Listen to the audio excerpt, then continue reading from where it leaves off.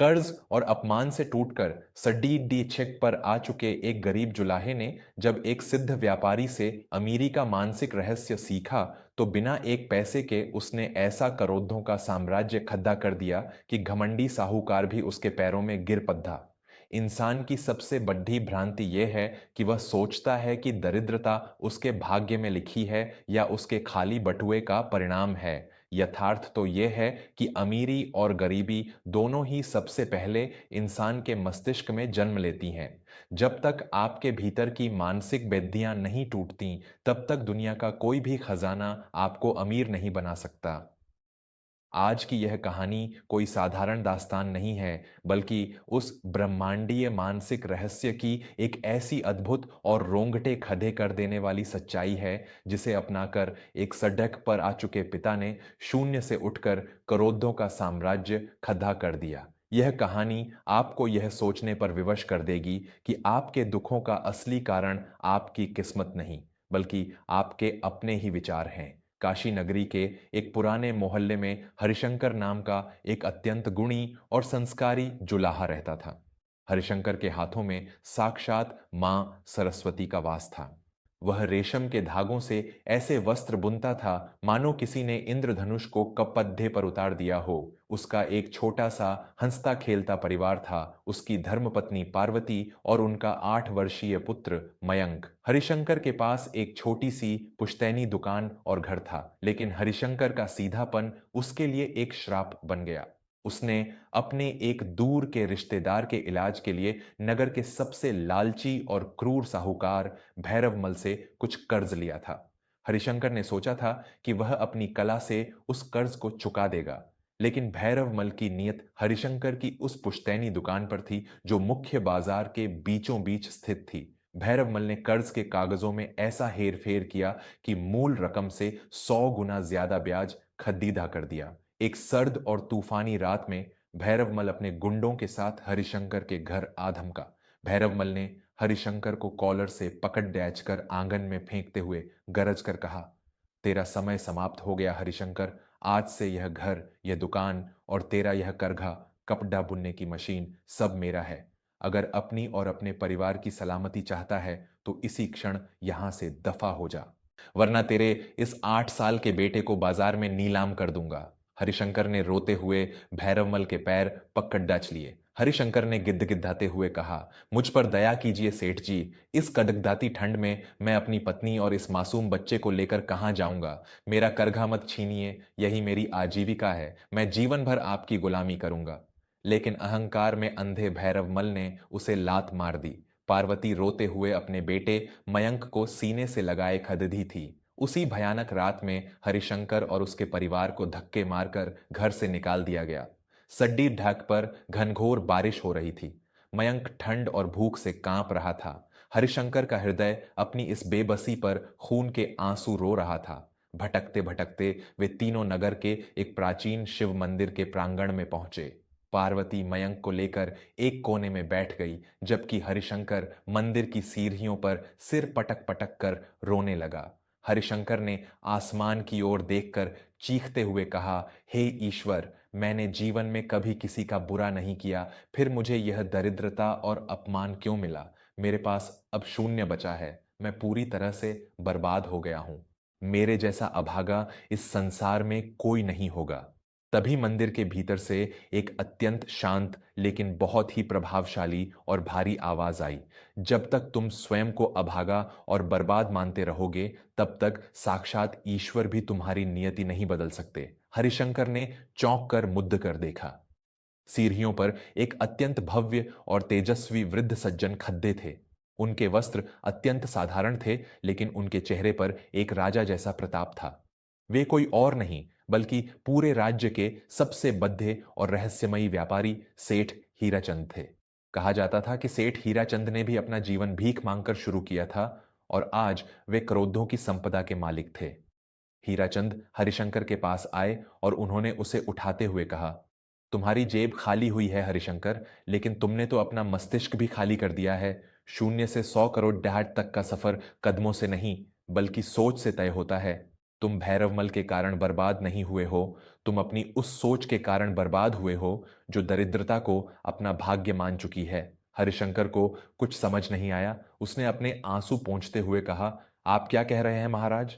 मेरी आंखों के सामने मेरा घर, मेरा करघा छिन गया, मेरा बच्चा भूखा है। क्या मेरी यह गरीबी मेरा भ्रम है? मेरे पास तो अब एक सूत का धागा खरीदने के भी पैसे नहीं हैं। सेठ हीराचंद ने हरिशंकर को अपने पास बिठाया और जीवन तथा ब्रह्मांड के उस सबसे गुप्त और शक्तिशाली नियम को खोलना शुरू किया जिसे आज की आधुनिक दुनिया आकर्षण का नियम और अवचेतन मन की शक्ति कहती है। हीराचंद ने अत्यंत गंभीर स्वर में कहा, ध्यान से सुनो हरिशंकर, यह ब्रह्मांड एक दर्पण की तरह है। तुम्हारे मस्तिष्क में जो भी विचार सबसे अधिक प्रबल होता है, ब्रह्मांड उसी विचार को हकीकत में बदलकर तुम्हारे सामने खड़ा कर देता है। जब तुम कहते हो मैं गरीब हूं, मैं बर्बाद हूं, मेरे पास कुछ नहीं है, तो तुम्हारा अवचेतन मन इसी ऊर्जा को ब्रह्मांड में भेजता है और बदले में ब्रह्मांड तुम्हारे लिए ऐसी ही परिस्थितियां, ऐसे ही भैरवमल और ऐसा ही अपमान उत्पन्न कर देता है। हरिशंकर अवाक होकर सुन रहा था। हीराचंद ने आगे कहा, अमीरी कोई तिजोरी में रखी वस्तु नहीं है। अमीरी एक मानसिक अवस्था है। जो व्यक्ति मस्तिष्क से क्रोधपति बन जाता है, उसे असल जिंदगी में क्रोधपति बनने से दुनिया की कोई ताकत नहीं रोक सकती। अगर तुम इस दलदल से निकलना चाहते हो, तो आज और इसी क्षण से तुम्हें अपनी मानसिक बेधियों, पैराडाइम को तोड़ना होगा। तुम्हें इस शून्य में खड्डे होकर भी उस 100 करोड़ के साम्राज्य को अपनी बंद आंखों से देखना होगा जो तुम बनाना चाहते हो। हरिशंकर ने हाथ जोड़कर पूछा, लेकिन महाराज, बिना एक पैसे के मैं शुरुआत कैसे करूं? मैं क्या सोचूं? हीराचंद ने उसे सफलता के वे 4 अचूक मानसिक सूत्र बताए। पहला सूत्र, स्पष्ट लक्ष्य और मानसिक चित्रण। सबसे पहले यह तय करो कि तुम्हें क्या चाहिए और फिर उसे ऐसे महसूस करो जैसे वह तुम्हें मिल चुका है। रोना बंद करो और अपनी बंद आंखों से देखो कि तुम्हारे पास एक बहुत बड़ा कारखाना है। सैकड़ों मजदूर काम कर रहे हैं और तुम रेशम के राजा हो। इस खुशी को अपनी रग रग में महसूस करो। दूसरा सूत्र, ब्रह्मांडीय ऊर्जा, वाइब्रेशन। डर, चिंता और कर्ज के विचारों को अपने दिमाग से निकालकर फेंक दो। तुम्हारा हर विचार एक ऊर्जा है। जब तुम निडर होकर और पूरे विश्वास के साथ ब्रह्मांड से अपनी सफलता मांगते हो, तो ब्रह्मांड के सारे तत्व तुम्हारी सहायता के लिए जुट जाते हैं। तीसरा सूत्र, कृतज्ञता का भाव। जो छिन गया उस पर रोने के बजाय जो तुम्हारे पास है, तुम्हारी कला, तुम्हारे हाथ, तुम्हारी पत्नी और बच्चा, उनके लिए ईश्वर को धन्यवाद दो। जो इंसान धन्यवाद देता है, ईश्वर उसकी झोली और भर देते हैं। चौथा और अंतिम सूत्र, कर्म में विश्वास। जब तुम्हारा मन पूरी तरह से इस बात को मान ले कि तुम अब गरीब नहीं हो, तब तुम जो भी काम करोगे उसमें एक अलौकिक शक्ति आ जाएगी। तुम्हारा पहला कदम ही तुम्हारे 100 करोड़ के साम्राज्य की नींव रखेगा। सेठ हीराचंद ने हरिशंकर के माथे पर हाथ रखा और कहा, जाओ हरिशंकर, कल सुबह जब सूरज निकलेगा तो एक भिखारी की तरह नहीं, बल्कि एक भविष्य के राजा की तरह आंखें खोलना। तुम्हारे हाथ की कला ही तुम्हारा सबसे बड़ा खजाना है। यह कहकर सेठ हीराचंद वहां से चले गए। उन शब्दों ने हरिशंकर के भीतर एक भयंकर ज्वालामुखी को जन्म दे दिया था। उसकी निराशा की राख उड़ डाच चुकी थी। उसने उसी रात अपनी पत्नी पार्वती से कहा, पार्वती, हमारे दुख के दिन समाप्त हो गए। आज से मैं कोई गरीब जुलाहा नहीं हूं। मैं इस राज्य का सबसे बड़ा रेशम व्यापारी हूं। पार्वती ने हैरानी से अपने पति को देखा, लेकिन उसकी आंखों में जो आत्मविश्वास और आग थी, उसने पार्वती को भी एक नई ऊर्जा से भर दिया। अगली सुबह हरिशंकर उठा। उसकी चाल बदल चुकी थी। उसके चेहरे पर कोई बेबसी नहीं थी। वह नगर के उस घाट पर गया जहां रेशम के बड्ढे बड्ढे व्यापारी अपना कच्चा माल धोते थे। वहां जमीन पर और कचरे में बहुत सारे छोटे छोटे उलझे हुए और बेकार समझे जाने वाले रेशम के धागे पड्ढे रहते थे। हरिशंकर ने अपना सारा संकोच और शर्म त्याग दी।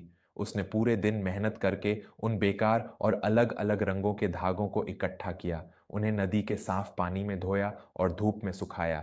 इसके बाद हरिशंकर नगर के एक अत्यंत वृद्ध और बीमार जुलाहे के पास गया जिसका करघा बंद पड़ रहा था।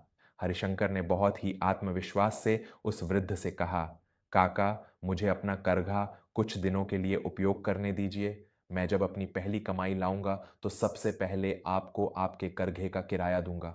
यह मेरा आपसे वचन है। हरिशंकर की आवाज में जो गजब का विश्वास था, उसने उस वृद्ध को मना नहीं करने दिया। हरिशंकर उस पुराने करघे पर बैठ गया। अब उसके पास कोई महंगा रेशम नहीं था, बल्कि वो फेंके हुए, उलझे हुए और अलग अलग रंगों के टुकड़े थे। लेकिन हरिशंकर के मस्तिष्क में अब कोई गरीबी नहीं थी। वह आंखें बंद करता और सेठ हीराचंद के उस मानसिक चित्रण के सूत्र का पालन करता। वह महसूस करता कि वह एक बहुत बड़े महल में बैठा है और किसी राजा के लिए वस्त्र बुन रहा है। हरिशंकर ने उन अलग अलग रंगों के धागों को अपनी कल्पना और अपने उस नए करोड़पति वाले विश्वास के साथ बुनना शुरू किया। वह दिन रात बिना कुछ खाए पिए बुनता रहा। उसकी कला और उसके भीतर की उस प्रबल ब्रह्मांडीय ऊर्जा ने मिलकर एक ऐसा चमत्कार किया जो आज तक किसी ने नहीं देखा था। 5 दिन बाद जब वह वस्त्र बनकर तैयार हुआ तो वह कोई साधारण कपट डढ़ा नहीं था। उन बेकार धागों के मिश्रण से एक ऐसा अद्भुत, सतरंगी और चमत्कारी शॉल तैयार हुआ था जिसकी चमक और कारीगरी देखकर आंखें चौंधिया जाएं। उसमें हरिशंकर की आत्मा और उसका वह 100 करोड़ डच का संकल्प बुना हुआ था। हरिशंकर उस शॉल को लेकर सीधे राज्य के सबसे बड्ढे और नामी व्यापारी ठाकुर दिग्विजय सिंह की हवेली पर पहुंचा। दिग्विजय सिंह पूरे देश में अद्वितीय कलाकृतियों की आपूर्ति करते थे। दरवाजे पर प्रहरियों ने हरिशंकर को फटे कपद्धों में देखकर रोकना चाहा, लेकिन हरिशंकर के चेहरे का वह प्रताप और निडरता देखकर उन्हें पीछे हटना पड़ा। हरिशंकर सीधे दिग्विजय सिंह के सामने गया और उसने वह शॉल खोलकर मेज पर रख दिया। हरिशंकर ने कोई गिड्ढगिड्डाहट या मजबूरी नहीं दिखाई। उसने एक राजा के समान गर्व से कहा, ठाकुर साहब, यह कोई साधारण वस्त्र नहीं है। यह मेरे पसीने और इस ब्रह्मांड की सबसे पवित्र कला का संगम है। मैं जानता हूं कि आप पूरे राज्य में ऐसी नायाब चीज ढूंढ रहे हैं। इसकी कीमत तय करना आपके अनुभव पर छोड़ता हूं। ठाकुर दिग्विजय सिंह ने जैसे ही उस शॉल को देखा, वे अपनी कुर्सी से उठ खड़े हुए। उन्होंने अपने जीवन में रेशम का ऐसा अद्भुत कार्य कभी नहीं देखा था। उस शॉल से एक अजीब सी सकारात्मक ऊर्जा आ रही थी। दिग्विजय सिंह ने मंत्रमुग्ध होकर कहा, अद्भुत! यह तो किसी देवता के वस्त्र के समान है। मुझे विदेशी राजाओं के लिए ऐसे 1,000 शॉल चाहिए। तुम्हारी कला ने मुझे जीत लिया है। दिग्विजय सिंह ने उसी क्षण अपने खजांची को बुलाया और हरिशंकर को 1,000 शॉल तैयार करने के लिए पूरे 25 लाख रुपए का भारी नकद अग्रिम एडवांस दे दिया।